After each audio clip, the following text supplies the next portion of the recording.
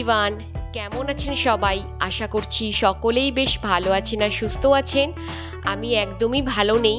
কেন ভালো নেই সেটা আপনাদের সাথে আজকের ব্লগে শেয়ার করব। আপনাদের সকলকে জানাচ্ছি বিশ্বকর্মা পুজোর অনেক প্রীতি শুভেচ্ছা ও আন্তরিক ভালোবাসা। আপনারা আজকের দিনটায় খুব ভালোভাবে পরিবারের সকলের সাথে এনজয় করুন, ঘুরতে যান। প্রতিদিন সকালবেলায় ঘুম থেকে উঠে ফার্স্ট কাজটা মায়ের থাকে গাছের ফুলগুলো তোলা। আজকে আমি মাকে একটু হেল্প করে দিচ্ছি, কেননা মায়ের শরীরটাও অনেক দিন ধরে খুবই খারাপ।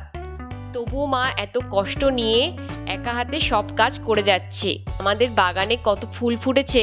এরপর ঘরে এসে ঠাকুরকে ফুলগুলো দিয়ে মা পুজোটা সেরে নিল।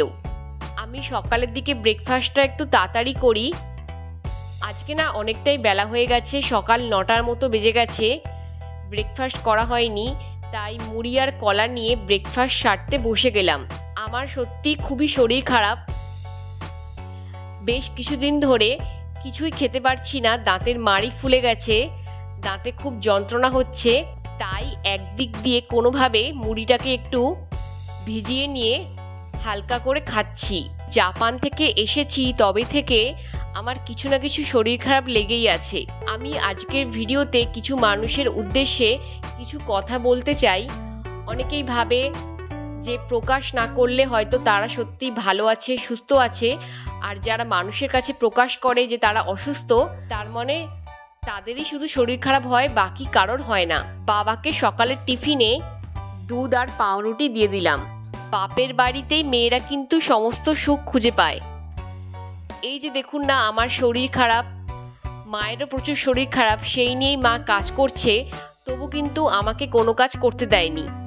এটাই যদি আমি এখন জাপানে থাকতাম বা অন্য কোথাও থাকতাম, তাহলে কিন্তু আমাকে সব কাজ করতে হতো, আর সেখানে আমাকে হয়তো কেউ বুঝতেও না যে আমার শরীর খারাপ।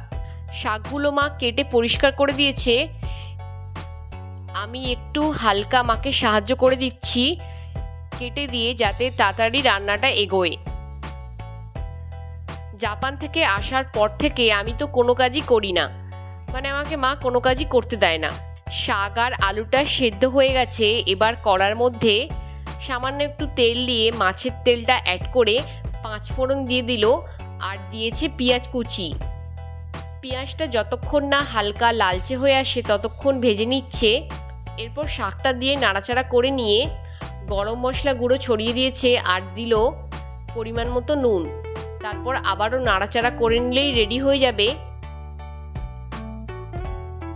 মাছের তেল দিয়ে শাকের চচ্চড়ি। তার উপর আবার গায়ে অ্যালার্জি বেরিয়েছে আমার, কিছুই ভালো লাগছে না, শরীরটা ভীষণ খারাপ, ভীষণ অসুস্থতা ফিল করছি।